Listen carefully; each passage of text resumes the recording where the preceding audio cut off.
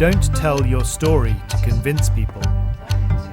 You don't do it by pushing your message, raising your voice, or seeking confrontation. You're telling it to inspire others, to start a dialogue, to collaborate and jointly lead the way. Your way forward is here. This is Rethink's Night Out. So this presentation is about adapt to excel. Adapt to excel because I believe that we see change in design. How do we let young designers make the right and efficient use of the tools that we have? I think I will stay close to my passion in this evening, which is yacht designing. I like to stay close to yacht design and take you on a journey in how we use the tools of design. Because in the end, the tools of design make no sense. They're not used to any matter if we don't pay attention to the human being. Human-centered design is a method developed by IDEO in California, a design studio, placing the human, the owner or the client, and the crew, in this case, central, working around it with viability, feasibility, and desirability. As much as feasibility and viability are valid, the desirability is important by carefully listening and emphasizing with the owner, the human in the center. I learned that prototyping, testing, and ideation is very important. Part of this ideation process, we create mood boards, inspiration boards. As in Dutch we say, to set all noses in the right direction. But this visually supports the story that we heard, that we listened, that we absorb from the human telling this to us. As we have multiple tools explained by Patrick, I rely still on the pencil. Very much in sketching, we translate the ideas from the mood board into a vision, something original, something new. In this case, with a Wacom tablet, we create instantly digital sketches. But what you see here is a sketch canvas, a very important result of sketching, whether it's by hand or in digital, it doesn't matter. It's equally, there's no wrong or right. It's equally good. But creating multiple ideas allows everybody in the team, clients, the humans around it, the team, the design team, to iterate on a high speed, a high level. Adding materials, color, texture, add emotion to such a sketch or the concepts that will follow in 3D. But this mood board gets assembled by a human being for a human being, very important to listen and to explain the quality of that.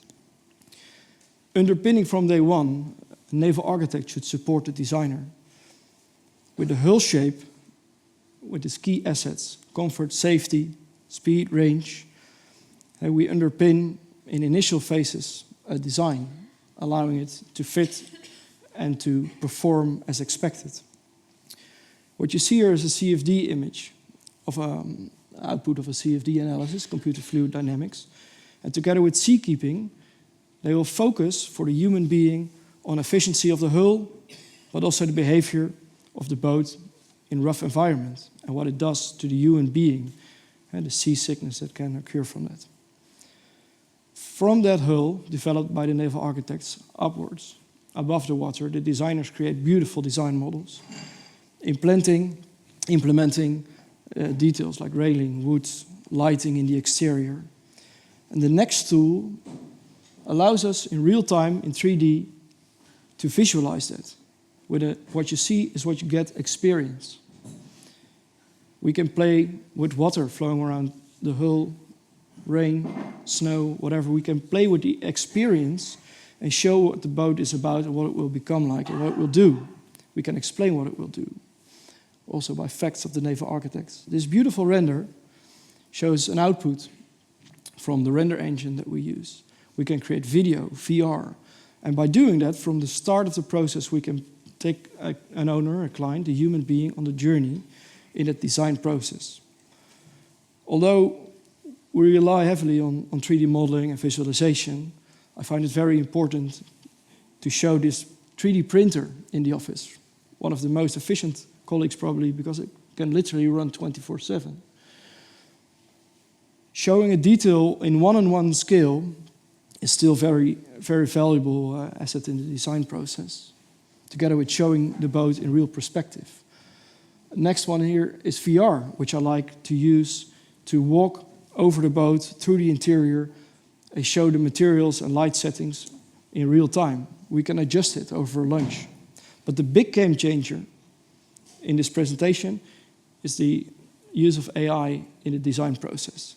And that's where I like to adapt the difficulty. And if I see here, almost more than a year ago, and this year with the same prompt, the output is amazing. And I think it's very valuable to adapt to Excel, this tool. Because the speed in iterations and the speed in ideation is enormous, and it's fun, it's enjoyable. And we can use prompts given by a human being to create visual output. Like you see here in the sketch created by a designer, equally by listening and translating that into a nice emotional image, we can test that through AI, to a tool in AI, in a 3D render image created by AI. But the tool itself is just a tool. It's nothing without that human being.